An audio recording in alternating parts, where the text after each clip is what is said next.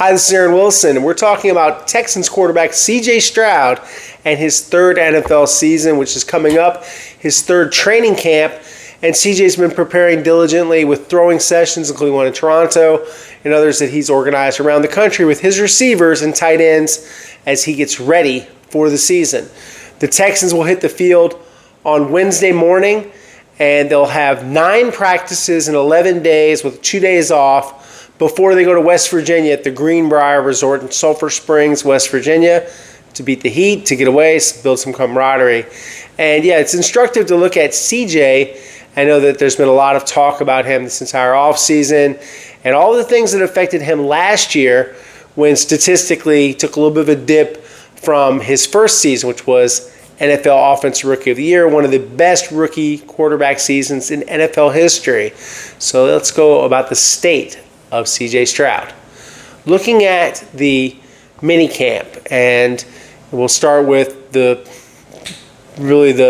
biggest offseason story that didn't mean much and was much ado about nothing, but let's recap. So C.J. had shoulder tightness in his connective muscles. This was exacerbated by weightlifting, where he set personal records in the weight room this offseason, and extra throwing sessions. So all throwing athletes, as CJ pointed out, go through these things. It's a matter of if, not when, you may have some type of shoulder issue. So looking at Stroud and what happened there, just classic overuse and not stemming from a lot of the speculation. People said, oh, the hits from the Chiefs game must have been that. No, he was throwing well before that.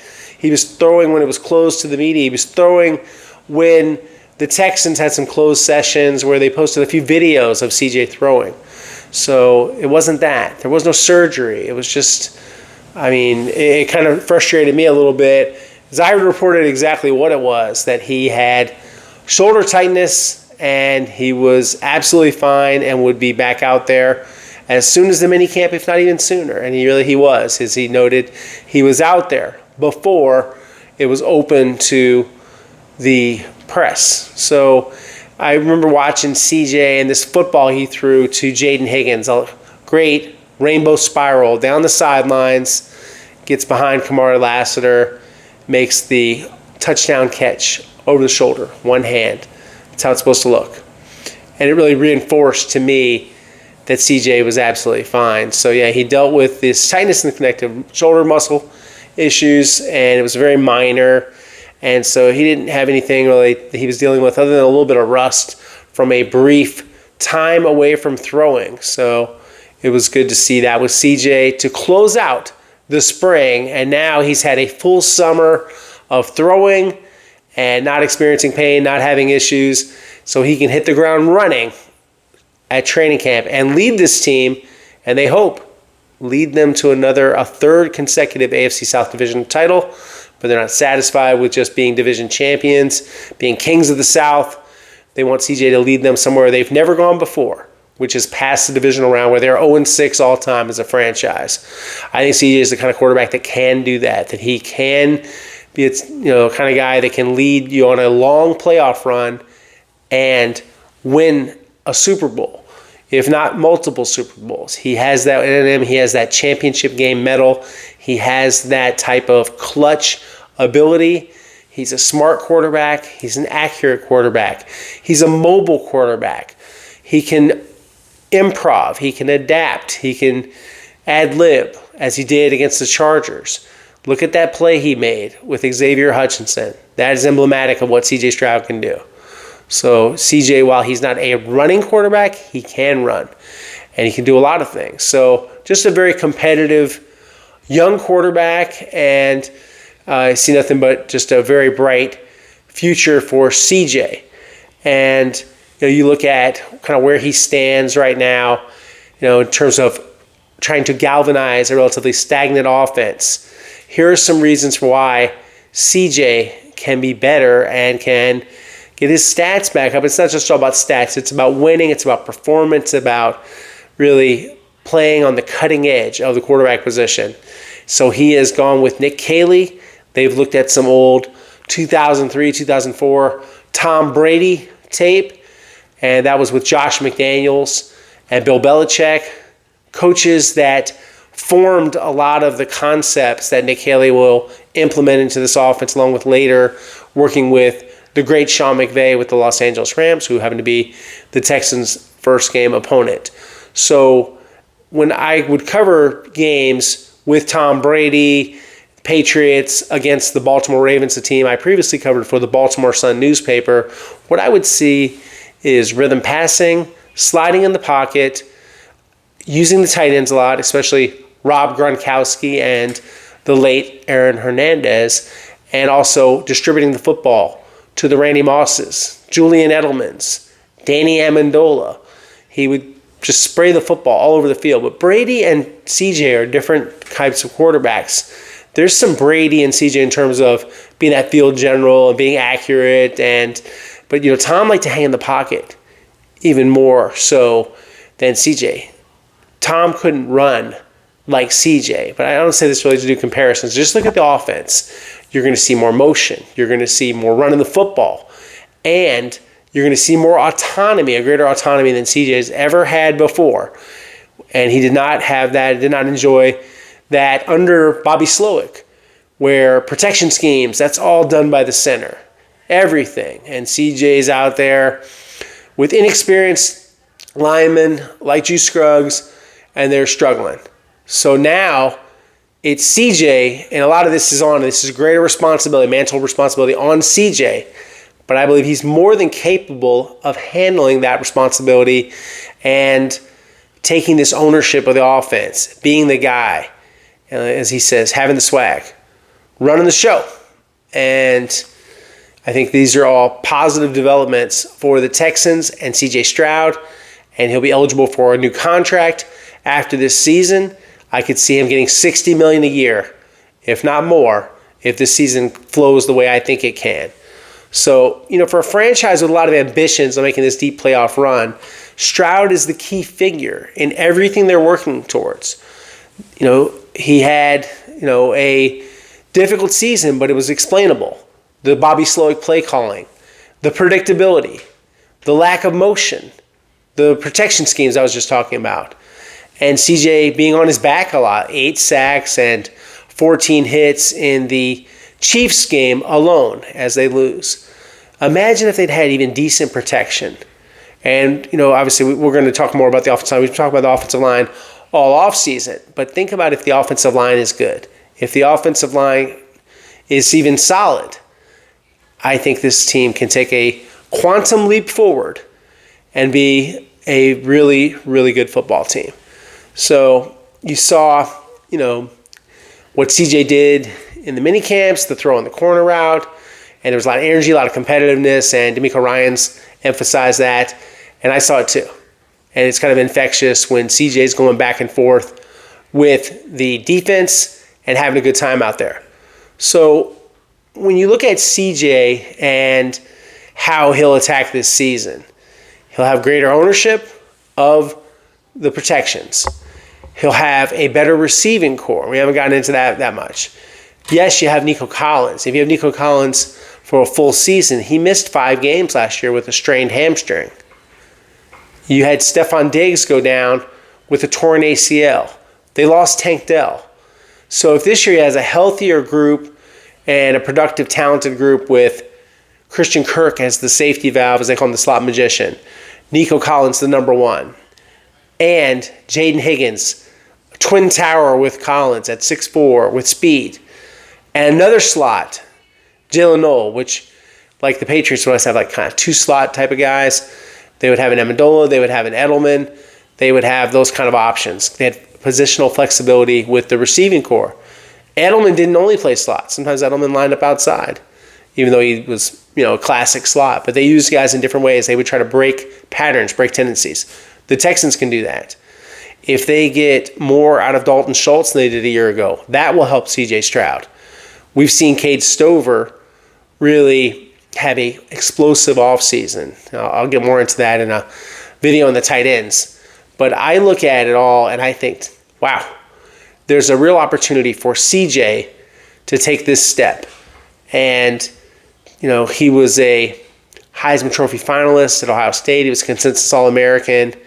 And he's now, as far as the playoffs this last season, 66.1% of his throws, 976 yards, 4 touchdowns, 1 interception in the playoffs.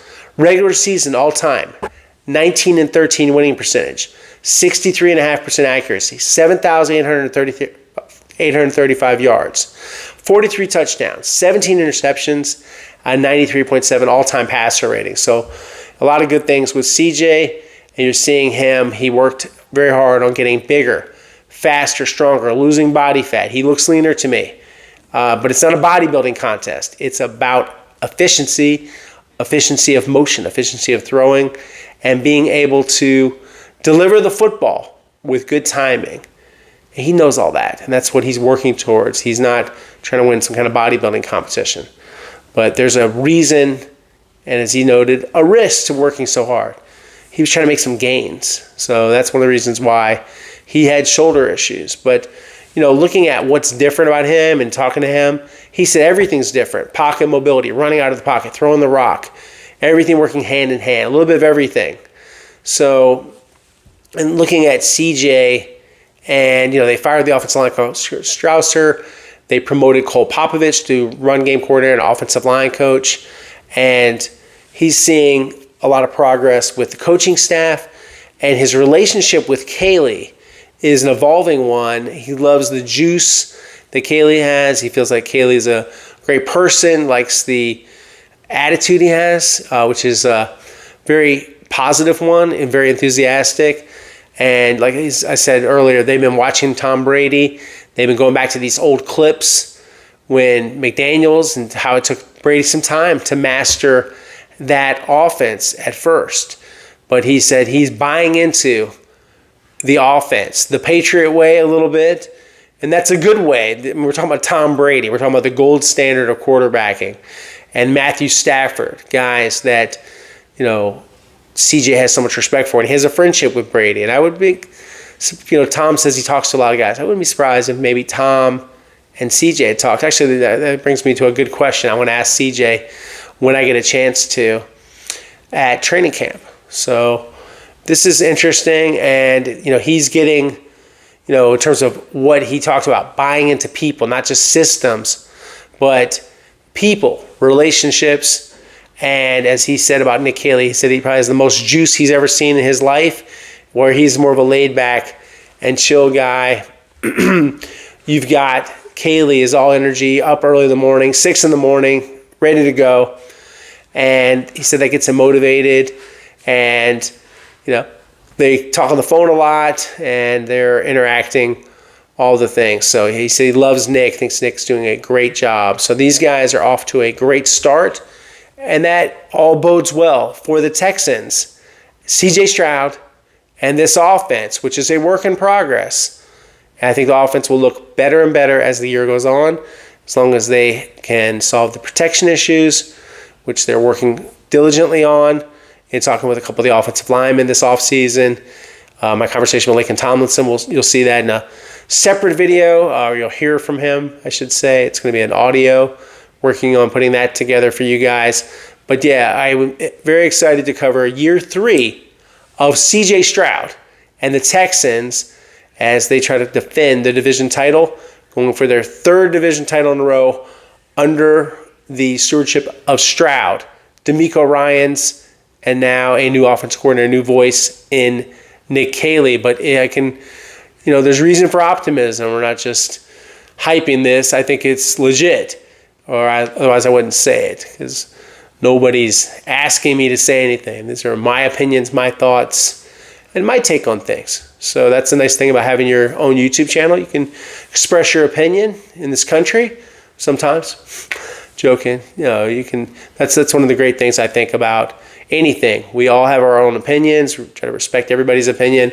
I have my opinion on things. I tend to kind of go off of what just makes sense to me, what's logical, and what I think. And it doesn't always necessarily mean the glass is always half full, but with CJ Stroud, I don't really have a lot of reason to doubt him. I've seen other quarterbacks, I can pick apart that there's some problems. This guy has everything it takes to be a great quarterback, to be efficient, to complete a high degree of his passes, to keep himself clean in the pocket, and to win a lot of football games. Winning is obviously the most important thing. It's not just about stats. Everybody, obviously, fantasy football is such a big thing, and all of those things that people look at. But I get it. That's part of football too. But yeah, CJ Stroud, and we'll see him this weekend at his back-to-school event along with Tank Dell and Sheriff Ed Gonzalez and District Attorney Sean Tier, and of course Kimberly Stroud, his mom, from the Stroud Foundation.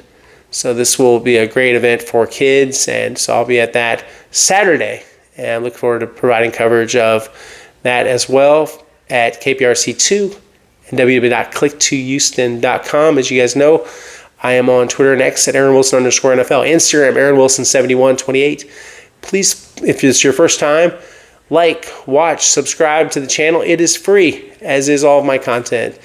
Nothing is behind a paywall. You can consume what I do for free if you like what I'm doing. We have about 110,500 on Twitter and X, so looking to add more there as well. But this is a fast-growing channel. We're very close to 11,000 subscribers now, thanks to all of you guys. And there will be more coverage coming, especially next week as camp heats up, literally, on the field at NRG Park and inside the Methodist Training Center in the bubble. I don't think they use the bubble a ton, but they'll activate in the bubble, then they'll be on the field. 9 a.m. Central is when practice will start.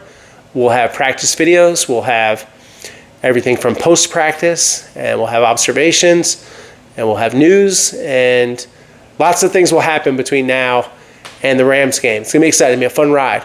So watch it here, and watch number 7, CJ Stroud. Until next time, guys, thanks for tuning in.